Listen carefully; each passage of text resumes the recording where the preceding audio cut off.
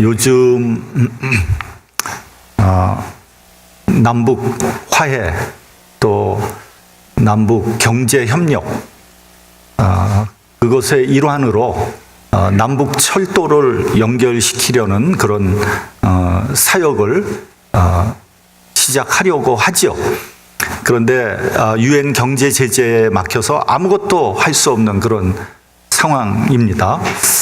그런데 이제 특별히 남북 북한 철도를 조사하는 일만은 허락해 달라 선언을 해서 그 허가를 받았다고 합니다. 그래서 북한 철도를 조사하는 조사단이 얼마 전에 북한에 들어갔다 나왔고 또 들어간다고 합니다. 두 개의 선로를 이제 조사를 하는 겁니다. 첫 번째는 개성에서부터 시작해서 신의지까지 가는 경의선 철도지요. 또 하나는 동해선이라는 철도가 있습니다. 이 동해선은 부산 진구에서 부산 진역에서 출발해서 울산, 포항, 경주, 영덕, 그리고 울진, 삼척, 그리고 속초에서 이북으로 넘어가서 금강산역, 그리고 원산, 함흥, 탄천, 길주, 그래서 저기 한경도 맨 끝 나진까지 가는 선로입니다. 그러니까 여러분 우리나라 동해안을 완전히 다 꿰뚫는 그런 철도가 동해선이라고 합니다. 그 기차에 앉아서 동해안을 바라보면 그 경치가 절경일 것입니다.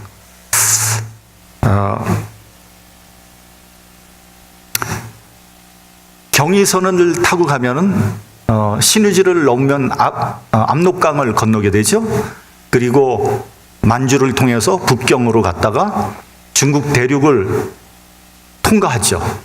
그리고 티벳으로 갔다가 세계의 지붕이라고 하는 파미르 공원을 넘어서 터키 이스탄불을 거쳐서 로마까지 가는 현대판 실크로드입니다.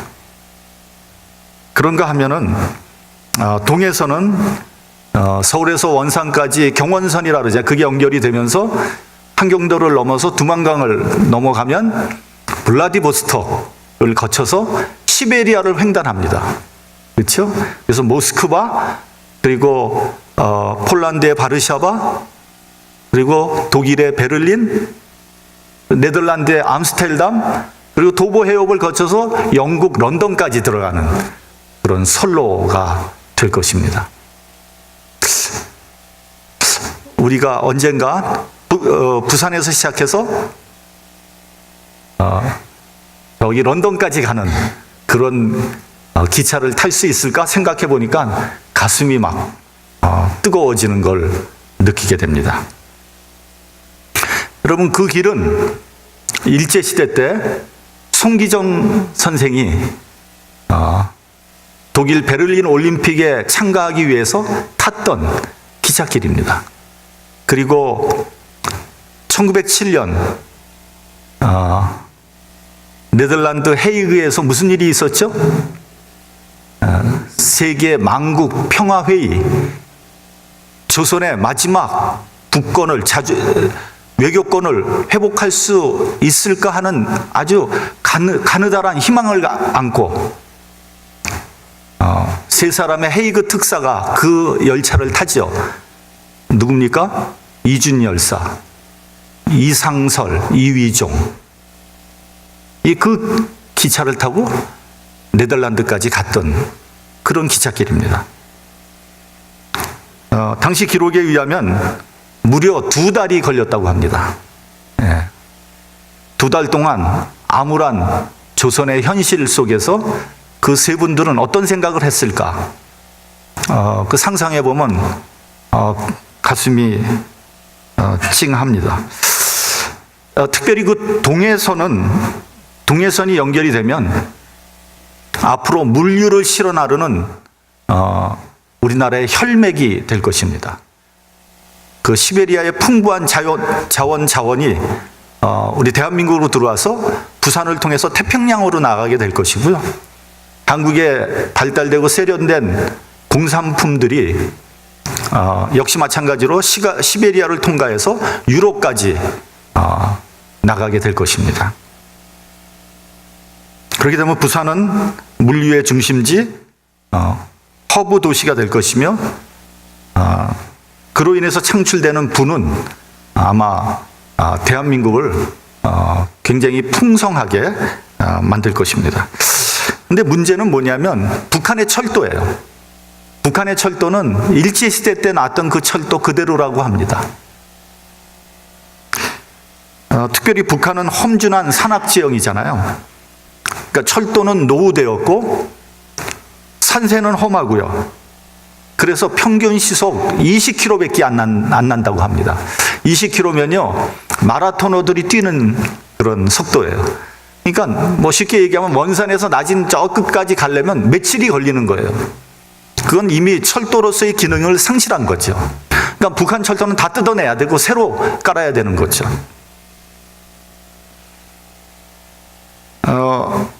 게다가 산은 높고 깊어서 수많은 터널을 뚫어야 된다고 합니다. 그러니까 그 비용은 어마어마할 것입니다. 북한은 뭐 비용도 비용이려니와 철도를 놓는 기술이 없다는 거예요.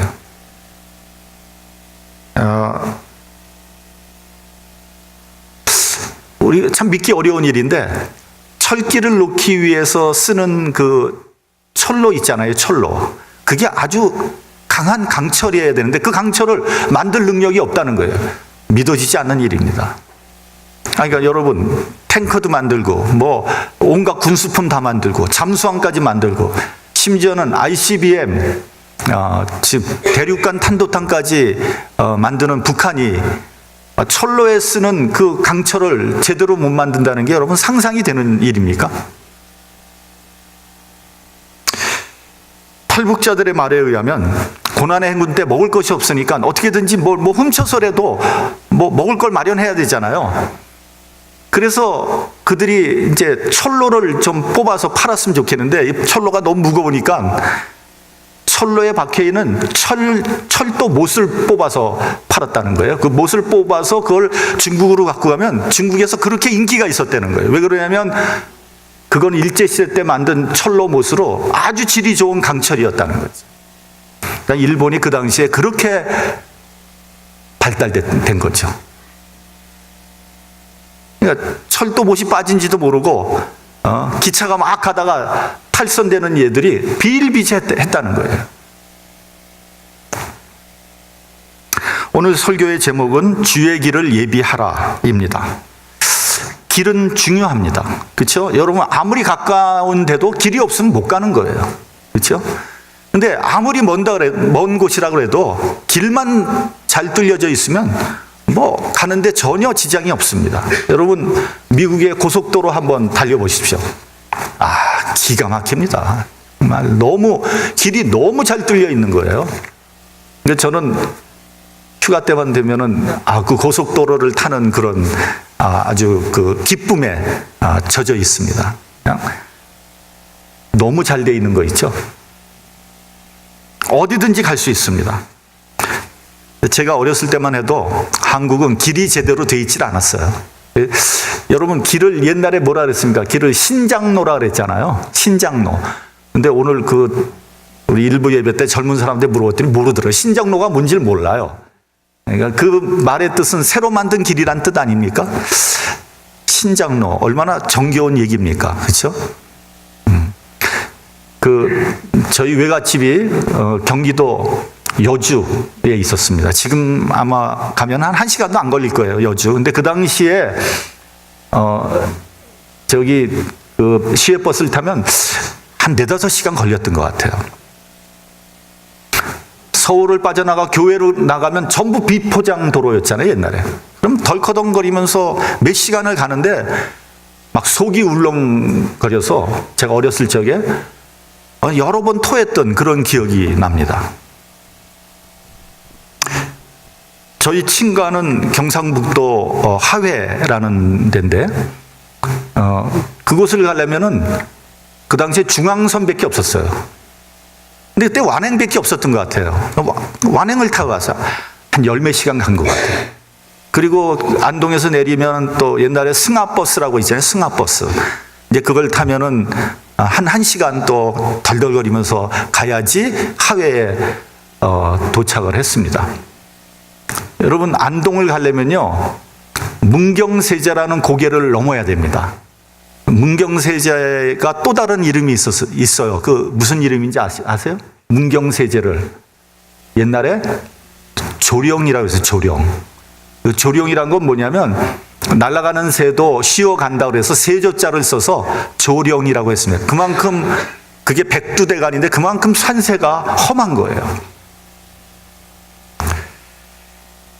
임진왜란 때요, 그 문경세제에 매복을 해서 왜군을 막자 이런 주장이 있었습니다. 그런데 그때 이제 신립 장군이 강을 등지고 앞이 탁 트인 상금대에서 옥새를 각오하고 8천여 명의 기마병을 이끌고 한판 붙어보자 붙어가지고 전멸을 당하잖아요.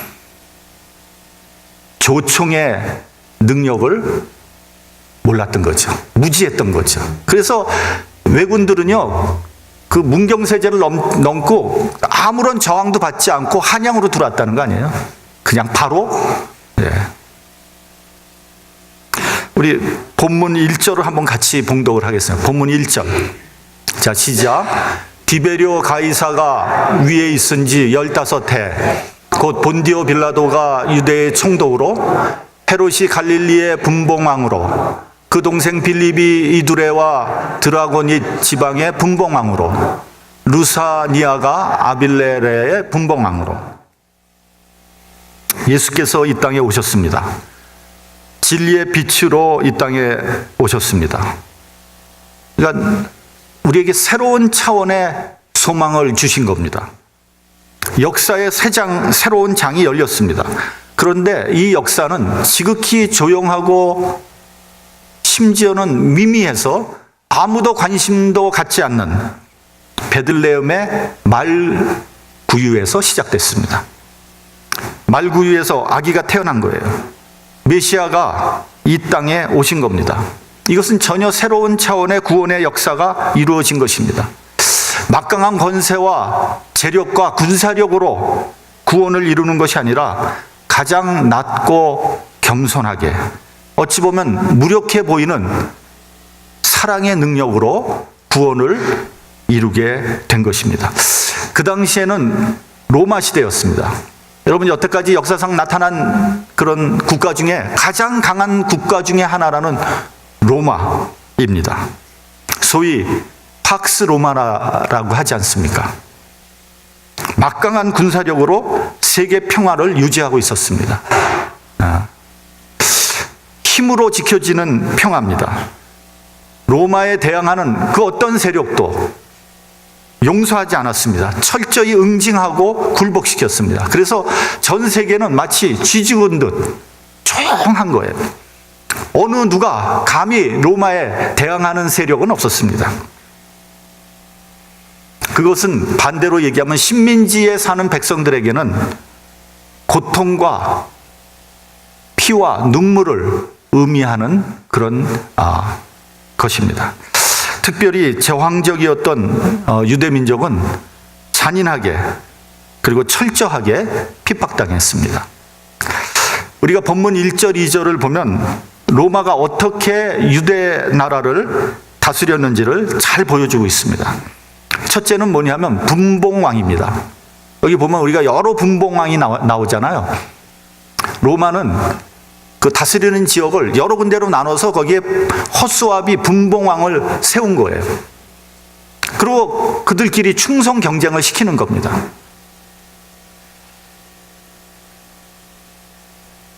그래서 민족은 갈기갈기 찢어졌고요.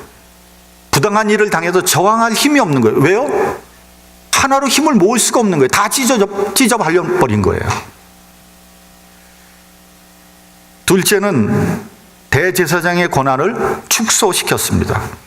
이 본문에 보면은 2절을 보면 안나스와 가야바가 대제사장으로 나옵니다. 근데 실제로 대제사장들이 더 많았어요. 유대는 신정일치의 나라입니다. 따라서 유대에서 가장 센 권력을 가지고 있는 사람은 대제사장입니다. 대제사장의 영향력은 절대적인 거죠. 그러니까 유대에서 대제사장이 절대적인 영향력을 가지고 있는 한 로마는 유대라는 나라를 효과적으로 다스릴 수 없다는 것을 알고 있었어요. 그래서 그들이 낸 아이디어가 뭐냐면 대제사장의 임기제입니다. 임기제. 그러니까 일정 기간이 지나면 기존의 대제사장은 물러나야 되고 새로운 대제사장이 세워지는 거예요. 여러분, 목사도 위임이라는 거 아십니까? 여러분, 목사는요, 사실은 정년퇴임이 없는 겁니다. 죽을 때까지 하는 거예요. 그게 원래 목사의 그 위임입니다. 근데 이제 목사 스스로 이제 한계가 되면 자기가 정년퇴직하지만 제사장도 마찬가지입니다. 죽을 때까지 하는 거예요. 근데 이 제사장의 권한을 축소시키고 임기제를 해버리니까 힘이 없어지는 거죠. 그래서 임명을 누가 합니까? 로마에서 하는 거예요. 그러니까 당연히 로마의 눈치를 볼 수밖에 없고 로마에 굴종할 수밖에 없게 되는 거죠. 그 당시 대제사장은 가야바였습니다. 가야바는 안나스의 사위예요. 그러니까 안나스가 자기 기한을 채우고 나니까 그 다음에 사위에게 대물림을 해버린 거죠. 그러니까 원래 대제사장은 안나스인데 임기제로 인해서 가야바가 대제사장으로 된 겁니다. 그러니까 정신적으로는 안나스가, 실질적으로는 가야바가 대제사장으로 있는 겁니다. 그래서 이제 주님께서 체포당할 때 처음으로 간 데가 어디냐면 안나스의 집입니다. 그리고 난 다음에 가야바의 집에 가서 신문을 받게 되죠. 그리고 헤로데에게로 갔다가 마지막으로는 본디오 빌라도 법정에 서게 되는 겁니다. 자, 그렇게 되니까 종교가 타락할 수밖에 없는 거죠. 세속화되고 정치의 눈치를 보고 정치와 야합을 할 수밖에 없는 거예요. 왜 그러냐면 임명권자가 로마니까. 네. 그러니까 교회의 순수함과 거룩함은 사라지고 전통과 껍데기만 남게 되는 겁니다. 이렇게 어둡고 타락한 시대에 진리의 빛으로 메시아가 오신 겁니다. 여러분, 밤이 제일 깊은 때가 언제냐면 새벽 동특이 바로 전이라고 합니다. 그러니까 가장 혼란하고 타락했을 때 드디어 하나님의 말씀이 선포가 되는 겁니다. 회개하라, 천국이 가까이 왔느니라. 세례 요한이 회개의 복음을 외치면서 세례를 전파하기 시작했습니다. 여러분, 우리가 교회가 약해지고 타락한다고 너무 걱정하지 마십시오. 신문이나 매스컴을 보면 교회에 좋지 않은 그런 기사들을 아주 끄집어내서 도배를 하고 있지 않습니까? 그렇다고 해도 좌절하거나 실망하지 마십시오. 저는 개인적으로 교회나 교인들이 더 깨져야 되고 더 무너져야 한다고 생각합니다. 완전히 바닥을 칠 때까지 아직 멀었습니다. 그래야지 비로소 주님의 새롭게 하는 부흥의 역사가 일어난다고 저는 생각합니다. 가장 혼란하고 타락했을 때 더 이상 밑으로 내려갈 곳이 없을 때 드디어 메시아가 이 땅에 오신 거예요. 우리 본문 4절을 같이 봉독하겠습니다. 본문 4절 시작. 선지자 이사야의 책에 쓴 바 광야에 외치는 자의 소리가 있어 가로되 너희는 주의 길을 예비하라. 그의 첩경을 평탄케 하라. 이 본문에서 광야라는 단어를 우리가 주의 깊게 봐야 됩니다. 광야는 여기서 이 세상을 의미하는 말입니다. 혼탁하고 오염된 세상에 복음이 선포되는 거예요. 그러므로 여러분, 우리 그리스도인들은 광야에서 살아야 되고 광야에서 복음을 외쳐야 되는 겁니다. 흑암과 같은 세상에서 한 줄기 빛과 같이 살아야 합니다. 여러분, 예수님을 보십시오. 예수님은 공생애를 사시는 동안 한시도 이 세상을 떠나지 않으셨어요. 네. 기도할 때, 조용히 기도할 때만 빼놓고는 항상 고통받는 사람들, 가난한 사람들, 병든 사람들과 함께 하셨습니다. 그들을 고쳐주시고 복음을 선포하시고 소망을 심어주셨습니다. 그 복음서를 보면요, 세례 요한이 감옥에 갇혀 있을 때 그 제자들을 예수님께 보냅니다. 보내면서 물어봅니다. 어떻게 물어보냐면, 당신이 오신다는 그분이 맞습니까? 아니면 우리가 다른 사람을 기다려야 됩니까? 그러니까 분명히 세례 요한이 생각하기에는 예수님이 메시아가 맞는 것 같은데, 영 하는 것을 보면은 메시아 같지 않거든요. 좀 메시아면은 뭐 좀 엄청난 일도 하고 좀 로마도 벌벌 떨게 만들고 해야 되는데, 이거 뭐 병든 사람들, 뭐 고통받는 사람들하고 같이 몰려다니면서 별로 하는 일이 없는 것 같거든요. 예수님이 뭐라고 대답하십니까? 너희는 가서 듣고 보는 것을 요한에게 전하라. 소경이 보며 안진뱅이가 걸으며 문둥이가 깨끗함을 받으며 귀머거리가 들으며 죽은 자가 살아나며 가난한 자에게 복음이 전파된다고 하라. 그것이 메시아의 역할이라는 거예요. 가난한 자, 고통받는 자, 병든 자, 그런 사람들을 고쳐주고 그들에게 복음이 전파된다고 전하라. 여러분, 우리 그리스도인들이 착각하지 말아야 될 게 있습니다. 이 세상은 더럽고 혼탁하니까 이 세상을 떠나서 저 자연과 벗하면서 뭐 학과같이 고고하게 살겠다. 그건 그리스도인이 아닙니다. 그건 불교인이죠. 그건 도교인입니다. 그리스도인은요, 세상에서 빛과 소금의 역할을 해야 됩니다. 그것이 주님의 명령이에요. 어떤 사람은 교회에서는 깨끗하고 거룩한데 세상에 나가서는 이 세상 사람과 똑같이 삽니다. 욕심 부리고 나쁜 짓 하고 거짓말하고. 여러분, 교회에서는 거룩한 척 할 필요 없어요. 왜냐하면 어차피 거룩하니까. 다 거룩한데 뭐하러 거룩한 척 하겠습니까? 이 세상에 나가서 정말 깨끗하고 거룩하게 사시길 바랍니다. 세상에서 주님의 자녀답게 살아야지 이 세상을 변화시킬 거 아니겠습니까? 본문을 보면 주의 길을 예비하라고 했습니다. 옛날에는요, 왕의 길이 있었습니다. 그걸 영어 성경을 보면 킹스 하이웨이라고 그럽니다. 뭐 지금도 마찬가지죠. 지금도 뭐 대통령이 가려면 미리 다 길을 닦아놓잖아요. 마찬가지로 왕이 가려면 왕의 길을 다 닦아놨습니다. 그 길을 타고 왕은 행차를 하는 거죠. 예수님은 왕 중의 왕입니다. 따라서 주의 길을 예비하라는 의미는 왕 중의 왕이신 예수께서 예수님을 영접하려면 왕이 오실 길을 예비해야 한다는 뜻입니다. 뭐 예수님이 오시든지 말든지, 뭐 오려면 오고 말려면 말라, 신경 쓰지 않는다면 우리는 절대로 예수님을 인격적으로 만날 수 없습니다. 은혜 받을 수 없습니다. 예수님을 전폭적으로 환영하는 마음의 자세를 갖춰야 합니다. 그래야 주님과 나와 인격적인 만남이 이루어지게 되는 거죠. 주님께서 나에게 오시기 위해서 4가지가 바뀌어야 됩니다. 첫째는 골짜기가 메워져야 됩니다. 골짜기라는 것은 마음의 깊은 상처를 의미하는 겁니다. 골짜기와 같이 깊이 파인 그런 상처, 그 상처 때문에 고통스러운 거예요. 그로 인해서 실망하고 좌절하게 됩니다. 소위 트라우마입니다. 트라우마. 여러분, 나에게는 어떤 상처가 있는지 한번 깊이 생각해 보시기 바랍니다. 상처로 인해서 여러 가지 어려움을 당하게 됩니다. 특별히 인간관계에서 어려움을 당하게 됩니다. 여러분, 인간관계를 맺을 때 계속해서 트러블이 일어나는 사람들이 있습니까?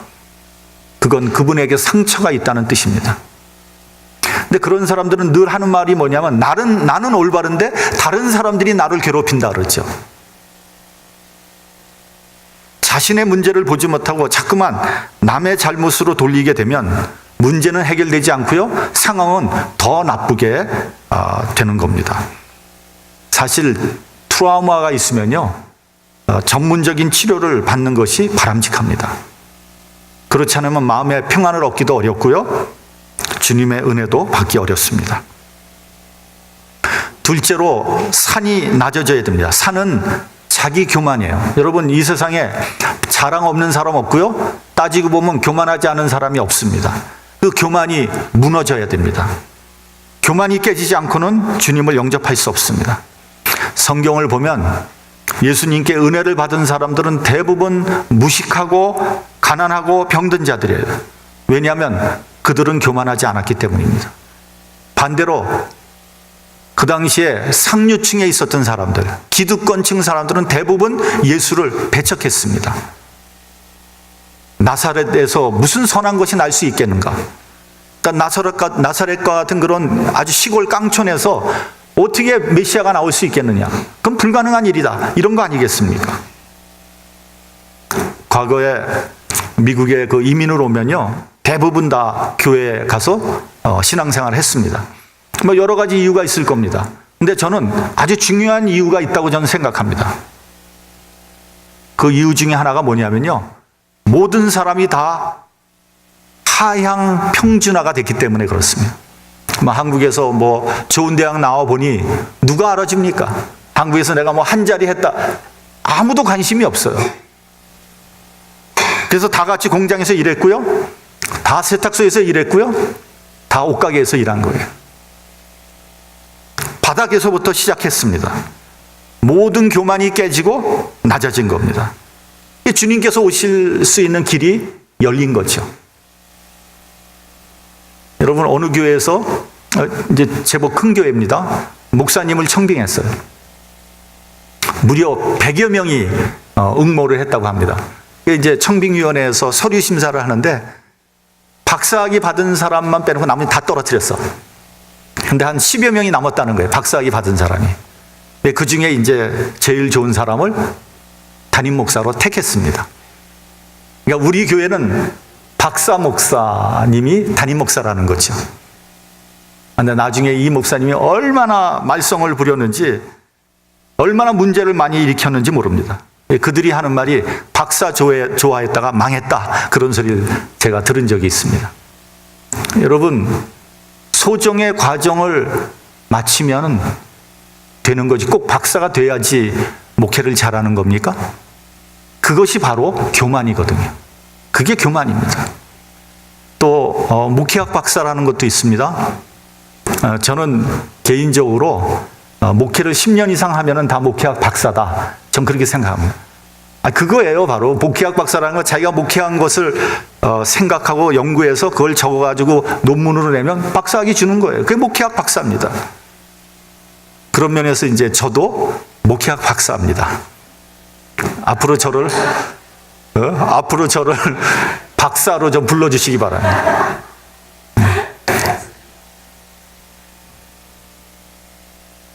그러니까 꼭 신학대학에 가서 박사학위를 따야 될 이유가 뭐가 있습니까? 그거는 뭐냐면 나도 박사라는 걸 과시하고 싶은 거죠. 그것이 교만이에요.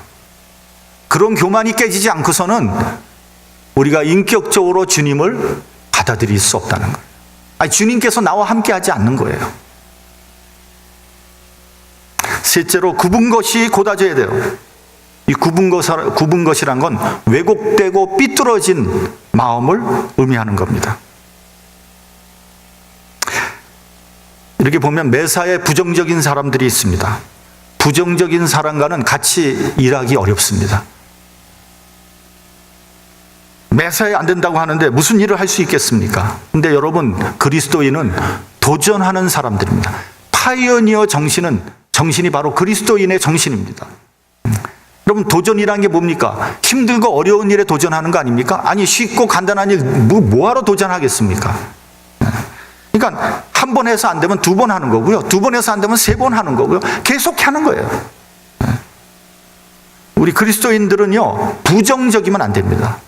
내 입에서 부정적인 말이 나오면 그건 안 되는 거예요. 주님께서 할 수 있거든이 무슨 말이냐? 믿는 자에게는 능치 못할 일이 없다고 하셨습니다.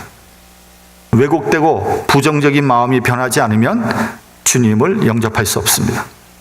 마지막으로 험한 길을 평탄케 하라고 했습니다. 험한 길은 거친 마음이에요. 반항적이고 폭력적이고 황폐해진 마음, 거칠어진 마음을 의미하는 겁니다. 그런 사람에게 주님께서는 함께하지 않습니다. 사울 왕이 이제 다윗을 미워하잖아요. 그래서 죽이려고 합니다. 끈질기게 쫓아다닙니다.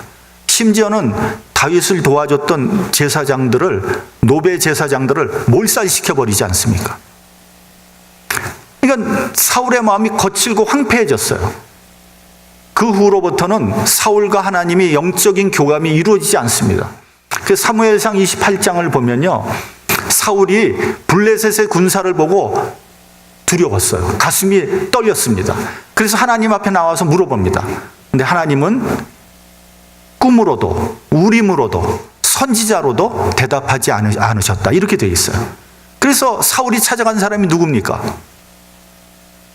엔돌의 신접한 여인이에요. 사울이 거기서 망하지 않습니까? 거기서 죽지 않습니까?